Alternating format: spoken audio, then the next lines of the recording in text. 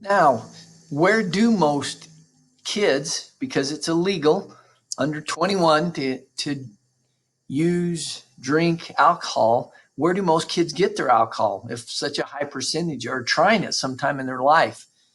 And I would dare bet most of you are pretty aware that the number one place that they get it is in the home. Excuse me. Now, let's start talking about the effects of drinking when you're too young, as far as being addicted to the alcohol goes. You'll see if someone starts drinking by age 15 as a freshman, sophomore, they're 4 times more likely to become an alcoholic than those who wait until they're 21. 4 times is significant.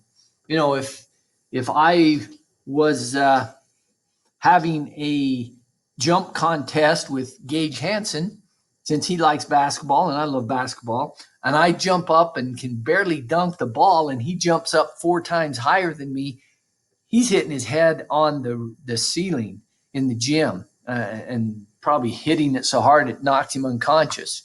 So 4 times, that's significant. And then look, if they even start drinking at a younger age, at age 13 or under, they have a 40% chance of becoming alcoholics, not just drinking regularly, but becoming an alcoholic. So you can see again how dangerous it is that the younger someone starts drinking, the more likely they are to become addicted. Now, why is that? We're going to go through this and kind of see, and hopefully you understand how why it affects teenagers so differently.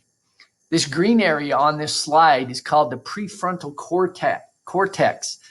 And as you can see, it's the boss or the director of the brain. It helps in the making of decisions.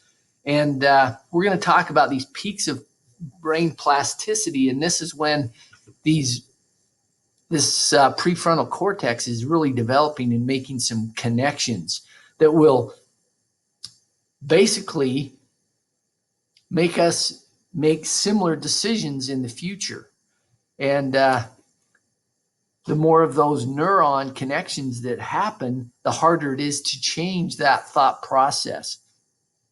Now, I love this comment by Dr. Jay Guyad, the chief of brain imaging at the National Institute of Health. He said, teens, through their choices and actions, have the power to direct the development of their brains. Why is that? It's because your brain is going through that plasticity so much right now. The decisions you make are wiring basically your brain to make decisions in the future. Excuse me. Again, plasticity, as you look at that red area, that's kind of the synapse where neurons are making connections. These synapses are where the brain is becoming wired. And your brain's ability to change with learning happen more and more as you increase the number of synapses. So, and those happen during that plasticity of the brain. Now, I want to show you on this one is you can see a chart of when the brain plasticity is at its highest point. The highest point, as you can see, is birth, which makes sense. You're seeing everything for the very first time, and connections are being made in that brain. And then it kind of drops down until about 3. It starts climbing again, 3, when you're learning to walk, talk, potty train, those type of things. And then it starts declining a little bit. And then it starts climbing again about the time you start kindergarten.